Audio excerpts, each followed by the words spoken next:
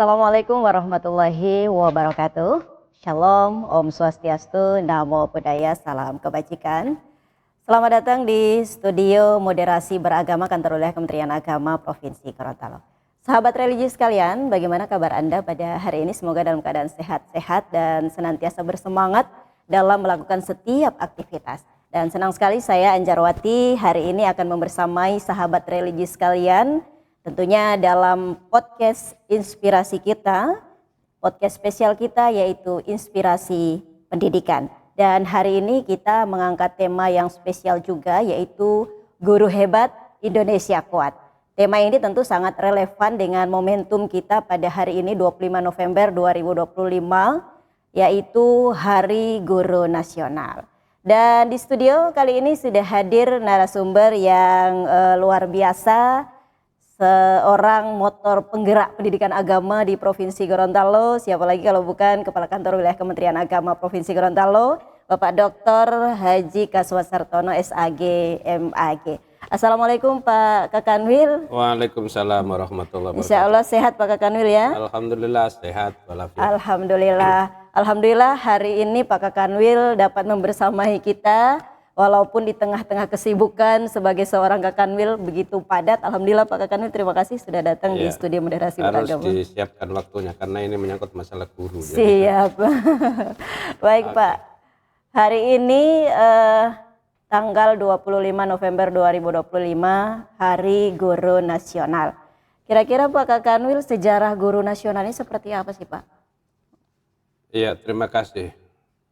Mungkin yang pertama adalah kita semua sepakat bahwa guru itu pilar kehidupan bangsa.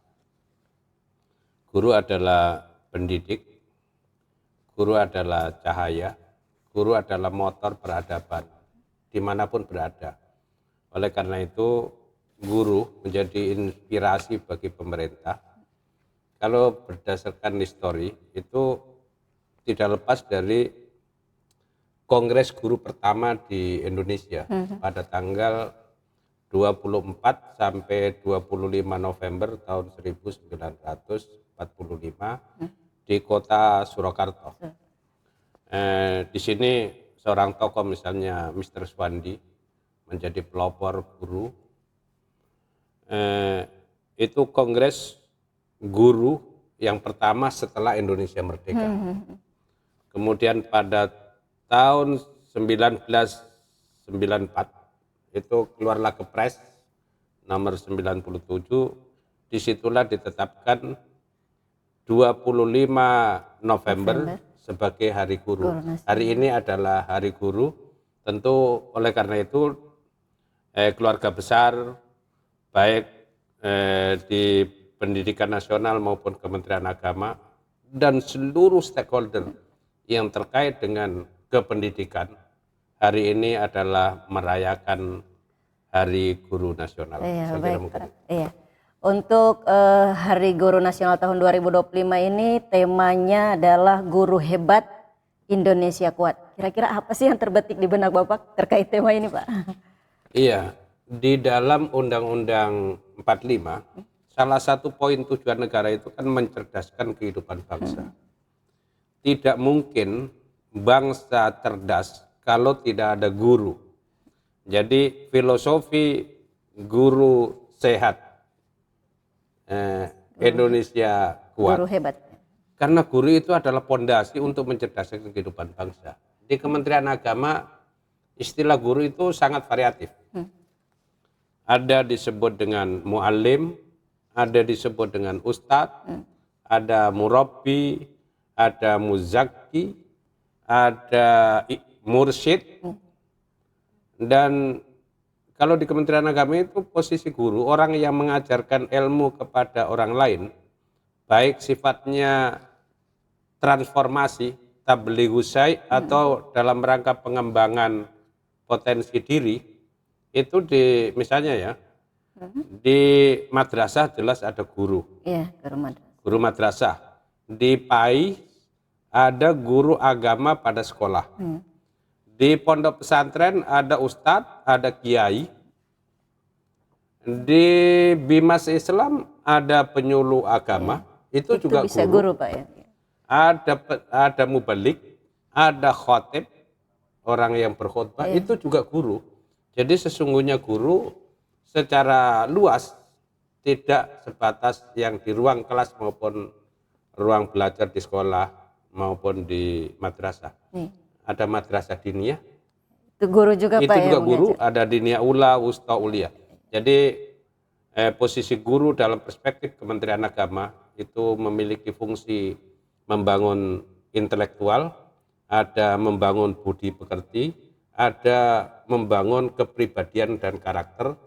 Jadi posisi guru sehat adalah guru yang mampu melahirkan generasi-generasi yang bisa melampaui kehebatan gurunya itu sendiri. Saya kira begitu. Ya, kalau dilihat dari tema ini Guru Hebat Indonesia Kuat, kira-kira Pak, seberapa besar peran dari seorang guru dalam kekuatan sebuah negara itu sendiri Pak? Saya belum punya data persis berapa jumlah guru di Indonesia. Dan saya bisa menyimpulkan andai kata tidak ada guru, Indonesia ini kayak apa? Karena kita ini semua yang ada di legislatif, di yudikatif, atau di eksekutif, itu semua pasti mereka hebat karena ada guru. Baik mulai guru di ibtidaiyah, guru di sanawiyah, di aliyah, di SD, SMP, SMA, maupun di perguruan tinggi yang disebut dengan dosen. Maka undang-undang guru dan undang-undang dosen itu kan satu paket. Oleh karena itu peran dan kontribusi guru di dalam mencerdaskan kehidupan bangsa tidak bisa dilukis dengan kalimat. Sudah sangat mendalam lah. Yang jelas guru adalah pondasi sekaligus pilar, bahkan sebagai bingkai untuk membangun Indonesia yang kuat. Iya. Kalau Bapak selama di Gorontalo 5 bulan ini, kira-kira adakah masalah terkait dengan pendidikan agama yang perlu dibenahi Pak, khususnya di Gorontalo? Pendidikan itu kan begini ya, yang disebut pendidikan adalah proses pengembangan ilmu, pengembangan kepribadian kepada peserta didik untuk menjadi anak yang lebih baik dibanding hari ini dalam rangka menjadi solusi kehidupan bangsa.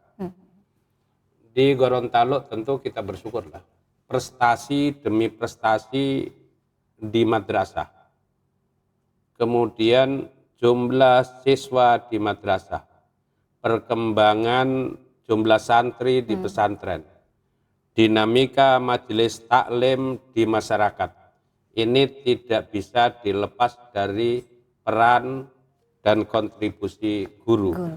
Oleh karena itu alhamdulillah terakhir kemarin Gorontalo memperoleh 10 medali Olimpiade Madrasah Indonesia. Luar biasa ini Pak. Kemudian di Rohis di Jakarta, Gorontalo memperoleh posisi yang sangat istimewa. Siapa yang berperan di sini? Siapa yang di belakang? Siapa yang menjadi sutradara mereka? Tidak lain adalah guru-guru yang mengajar. Oleh karena itu kontribusi guru ini Kementerian Agama sudah memberikan apresiasi penghargaan yang tinggi. Tetapi ketika ditanya menjadi ada problema atau tidak, pasti ada. Pasti ada Pak ya. Karena apa? Problem itu berjalan dengan dinamika masyarakat. Misalnya bagi guru yang kelahiran 60 tahun 60-an, tantangannya adalah tantangan digital. Karena mereka lahir ini di zaman kolonial, menghadapi zaman digital. Jadi harus beradaptasi. Oleh karena itu Kementerian Agama harus selalu memberikan pengembangan kualitas guru, baik yang di negeri maupun di swasta. Iya.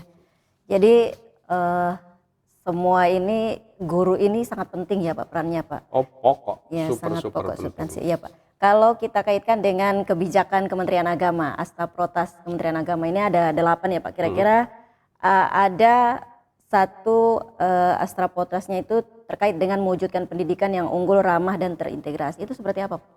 Iya, salah satu 8 program strategis Pak Menteri Agama hari ini, Profesor Nasaruddin Umar, itu ada pendidikan unggul, ramah, dan terintegrasi.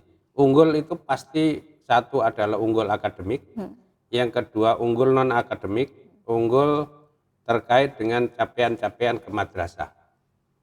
Madrasah yang unggul secara kelembagaan atau pesantren yang unggul adalah ciri khasnya itu satu adalah banyak muridnya. Orang terinspirasi untuk memasukkan putra-putrinya ke sana. Itu unggul. Yang kedua ramah. Madrasah, ada madrasah ramah anak, ada pesantren ramah anak, ada masjid ramah anak. Ini kenapa ramah? Karena di Indonesia ini multikultural. Indonesia itu adalah negara yang mungkin satu-satunya di dunia, begitu luas wilayahnya, pulaunya ada 17 ribuan, bahasa dan suku luar biasa, maka Kementerian Agama melalui madrasah harus membentuk siswa yang ramah lingkungan, ramah sesama, ramah perbedaan, sehingga memiliki sifat inklusif. Yang terakhir yang terintegrasi, karena proses belajar itu kan berkesinambungan ya.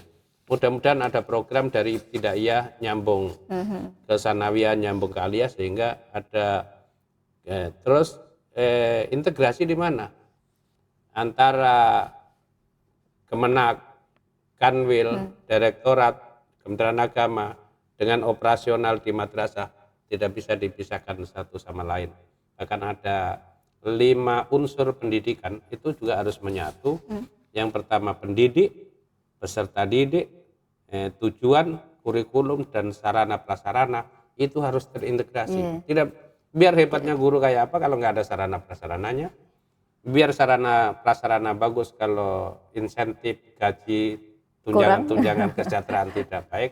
Ya alhamdulillah pemerintah baik pendidikan nasional maupun Kementerian Agama, bahkan kemarin ada pengumuman dari Kementerian Keuangan dan Kementerian Pendayaan Aparatur Negara, kayaknya tidak lama ada PP ya, peraturan pemerintah tentang kenaikan gaji, termasuk di dalamnya adalah guru dan pegawai. Ya, kita mudah-mudahan ada berkah di sana. Ya, semoga ini Pak ya, ini angin segar buat para ASN dan juga para guru tentunya.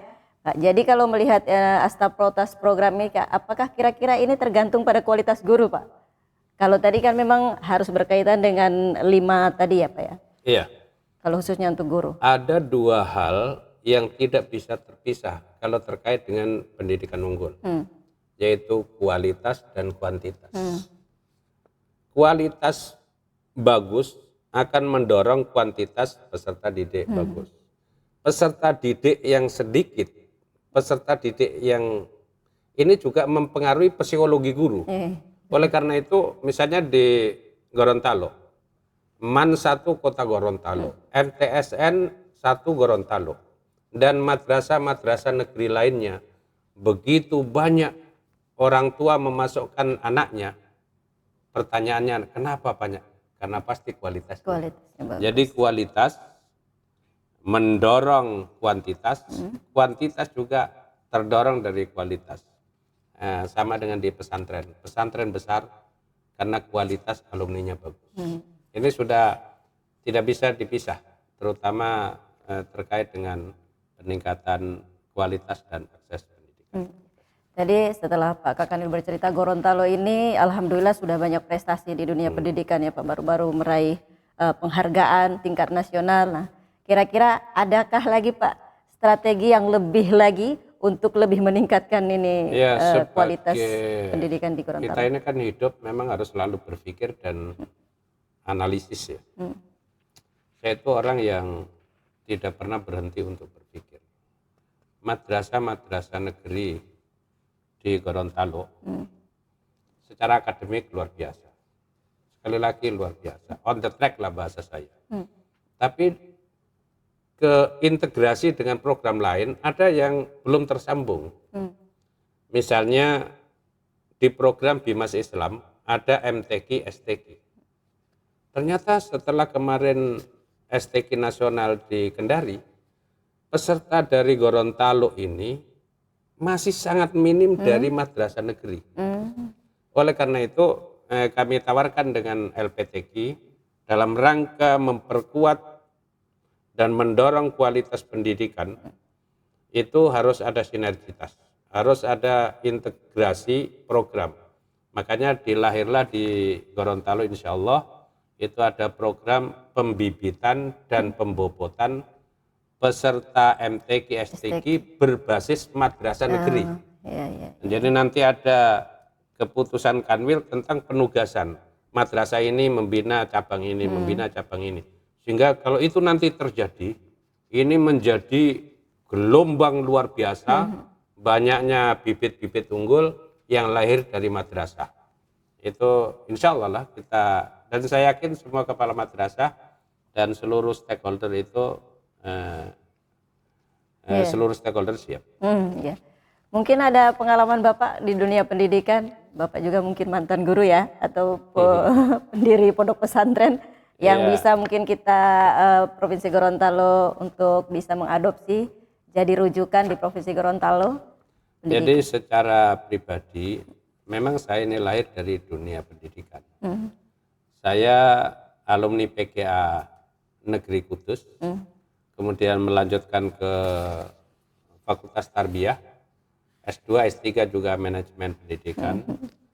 Dan saya ini umur 18 tahun, saya sudah mendapat amanah kepala madrasah diniyah. Kemudian pernah ketua Persatuan Guru Madrasah Indonesia Sulawesi Selatan, dan merintis juga pesantren, dan alhamdulillah hari ini pesantren DDI As-Salman Al-Aqwang kami yang merintis. Alhamdulillah hari ini santrinya sekitar 700-an. Jadi tapi bukan itu pengalaman pribadi. Sekarang sebagai Kakanwil Agama tentu kalau perlu ada semacam gerakan memadrasahkan masyarakat dan memasyarakatkan madrasah. Itu kalau ini terjadi, itu ke depannya 10 tahun, 20 tahun ke depan, yang hari ini orang kekhawatiran terkait dengan kemajuan sains teknologi, itu kalau masyarakat sudah berbasis pendidikan yang kuat, agamanya bagus, intelijensinya bagus, maka kekhawatiran itu akan hilang dengan sendirinya. Luar biasa Pak Kakanwil. Pak Kakanwil setelah mendengar pengalaman pribadi maupun prestasi-prestasi yang ada di Gorontalo ini, kira-kira Pak Kakanwil ingin melihat Gorontalo 3 tahun ke depan saja Pak, pendidikan di Provinsi Gorontalo khususnya Kemerak, kira-kira seperti apa Pak yang ada di bayangan Pak Kakanwil? Ini kan hampir semua madrasah negeri ya di Provinsi Gorontalo, Ibtidaiyah, Sanawiyah, Aliyah Negeri, bahkan ada Man IC. 3 tahun, ya ini kan sudah basicnya sudah bagus ya. Ada forum kepala madrasah, ada forum guru-guru mata bidang studi, ada forum, kemudian ada komite orang tua. Saya sekali lagi menantang beberapa kepala madrasah, jangan puas dengan hasil hari ini. Misalnya yang kepala madrasah tidak boleh puas cuma sampai jumlah mahasiswa, tapi bagaimana perguruan tinggi terkemuka, kalau bisa lahirlah dari madrasah-madrasah. Sekali lagi tugas madrasah hari ini semakin hari semakin berat karena tantangan lingkungan. Yang kedua, guru-guru dari sisi kesejahteraan sudah meningkat, kebijakan-kebijakan pemerintah sudah bagus, kemudian peningkatan kapasitas, peningkatan wawasan keguruan dan kependidikan juga semakin tajam. Oleh karena itu mudah-mudahan Gorontalo menjadi pelopor, menjadi pilot project dalam pengembangan madrasah di Indonesia. Dan itu bisa dilihat dari sisi capaian Man IC ya. Kenapa Man IC dulu cuma ada 2 di Indonesia, di Gorontalo dan di Serpong? Itu pasti pemerintah, dalam hal ini Kementerian Agama, pasti melihat potensi Gorontalo yang dikenal Serambi Madinah punya potensi besar. Dan ternyata setelah saya masuk di Provinsi Gorontalo ini, ketika saya masuk Masjid Sultan Amai, itu masjid itu didirikan pada tahun 1495 Hijriah. 200 tahun lebih dahuluan dibanding Sulsel. Ini kan kekuatan dahsyat. Sekali lagi mudah-mudahan Hari Guru Nasional hari ini mudah-mudahan menjadi inspirasi bagi semua kita, terutama bagi guru-guru dan pengambil kebijakan. Mudah-mudahan guru semakin eksis, semakin mulia, semakin mendapat tempat yang sangat baik di mata masyarakat. Kira-kira ada lagi enggak Pak strategi untuk memajukan pendidikan khususnya Kemenak di Gorontalo, Pak? Ya, strategi satu kan, kita ini kan perpanjangan lembaga vertikal, tidak bisa lepas dari pedoman dari pusat, misalnya madrasah unggul, maju, dan mendunia, itu juga pijakan untuk melompat, bukan hanya capaian nasional tapi internasional. Kemudian di tingkat pelaksanaan praktis ada inovasi-inovasi yang diterapkan. Misalnya di Gorontalo masing-masing sekolah juga punya inovasi tersendiri. Mungkin ada madrasah berbasis riset, ada madrasah berbasis agama, ada madrasah berbasis saintek dan lain sebagainya. Inilah yang membuat madrasah itu multi-faith. Kalau dulu orang mengatakan madrasah itu hanya belajar Al-Quran, belajar hadis, tamat menjadi imam di kampung, menjadi mubalik. Hari ini madrasah betul-betul multi-faith, berwajah banyak.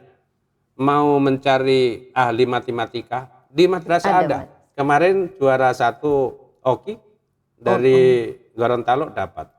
Ahli fisika, apalagi ahli-ahli di bidang keagamaan.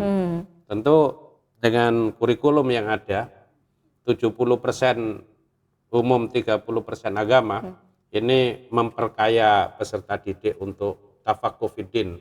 Belum lagi yang di pesantren, 100% agama, 100% umum, yang ini betul-betul membuat peserta didik itu ada keseimbangan ilmu agama dan ilmu kemasyarakatan. Ulumud diniyah wa ulumul kauniyah. Jadi sekarang madrasah itu kalau dulu dikenalnya hanya agama saja Pak, tapi sekarang madrasah itu kalau mencari ahli apa, insya Allah ada Pak ya, ahli IT misalkan, matematika, fisika dan lain sebagainya Pak ya. Kemarin ada peserta sepak bola yang dari madrasah sampai ke Malaysia. Laporan dari MTSN 2 Kabupaten Gorontalo. Itu sebuah prestasi.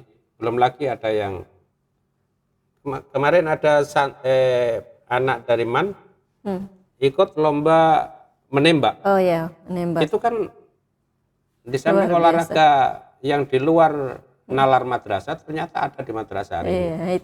Jadi sekali lagi prinsip madrasah itu dalam hal pendidikan itu ada dua.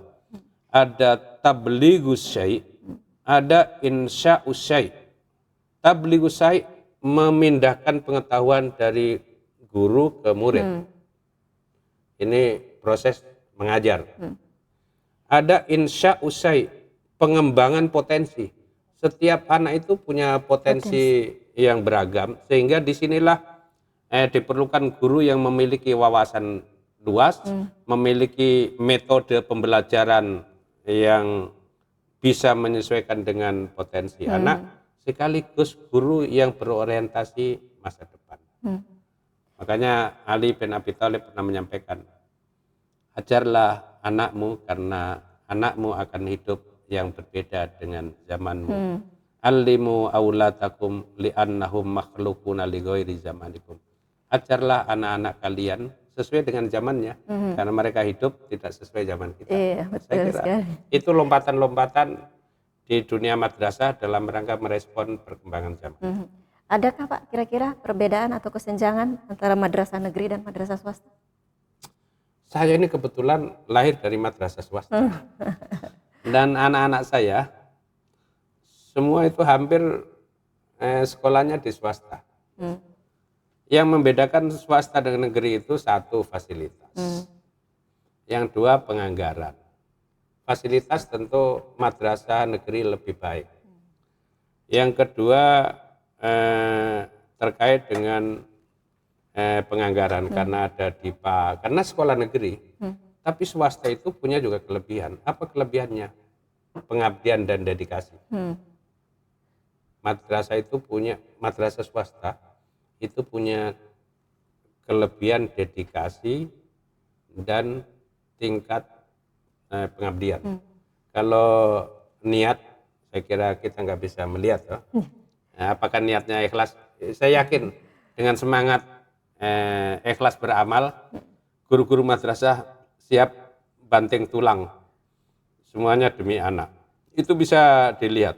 Tetapi sekali lagi, madrasah itu swasta biasanya lebih tahan uji. Misalnya saya ketemu kepala madrasah, saya tanya, berapa Pak Ustadz gaji di madrasah Bapak? Jawabannya itu alhamdulillah 950.000. Gaji 950.000, bahasanya itu alhamdulillah. Adakah pegawai negeri yang 950.000? Hampir sangat nggak ada. Minim Sekarang pegawai negeri di samping ada gaji, ada tunjangan profesi dan lain sebagainya. Oleh karena itu kepada semua kita yang ada di madrasah atau ada guru agama yang di sekolah, mari melalui Hari Guru ini menjadi momentum penting untuk melakukan apa yang menjadi tuntutan kekinian. Ya, sangat luar biasa sekali, inspiratif apa yang Bapak sampaikan tadi. Di Hari Guru ini Pak, khusus pesan penting untuk para guru, khususnya di Gorontalo. Ya, pesan penting ada dua ya. Di samping menjadi tema besar Guru Hebat Indonesia Kuat, pesan dari Kementerian Agama ada merawat semesta dengan cinta. Jadi guru madrasah diharapkan memiliki kepedulian yang begitu kuat terkait dengan lingkungan, karena lingkungan itu bukan hanya objek untuk kehidupan kita, tapi mitra kehidupan. Karena orang tidak bisa lepas dari lingkungan. Dengan ekoteologinya Pak Menteri, madrasah sekarang sudah memberikan yang terbaik. Oleh karena itu, jadilah guru yang hadir seutuhnya lahir batin, guru yang tidak sebatas profesi, tapi guru adalah panggilan. Dalam kaidah ilmu keguruan itu ada. Jadi ruhul mudarris ahammu minal mudarris. Jiwa guru itu lebih penting dan lebih hebat dibanding profesi guru. Nah, mudah-mudahanlah dari kajian-kajian, diskusi-diskusi seperti ini muncul ada motivasi, inspirasi dan sesuatu yang baik untuk pembinaan guru. Terima kasih. Baik, terima kasih Pak, sangat luar biasa dan inspiratif sekali apa yang telah disampaikan oleh Bapak Kakanwil pada kesempatan kali ini. Dan intinya guru merupakan kunci untuk mewujudkan pendidikan unggul tentunya Pak. Ya. Ya, terima kasih Pak Kakanwil sudah hadir di podcast spesial kita hari ini, Inspirasi Pendidikan. Dan para sahabat religi sekalian, demikian podcast kita kali ini terkait dengan inspirasi pendidikan dengan tema Guru Hebat Indonesia Kuat. Dan kami mengucapkan selamat Hari Guru Nasional. Terima kasih atas jasa-jasa guru selama ini. Terima kasih juga kepada perjuangan para guru untuk mencerdaskan putra-putri bangsa, serta terima kasih untuk dedikasi para guru selama ini. Terima kasih. Selamat Hari Guru Nasional tahun 2025. Guru Hebat Indonesia Kuat. Demikian, terima kasih Pak Kakanwil. Saya Anjarwati pamit undur diri. Demikian dan terima kasih. Wassalamualaikum warahmatullahi wabarakatuh. Shalom, Om Santi, Santi, Santi Om. Sadu, sadu, sadu, salam kebajikan. Terima kasih. Terima kasih Pak Kakani. Assalamualaikum warahmatullahi wabarakatuh. Waalaikumsalam warahmatullahi wabarakatuh.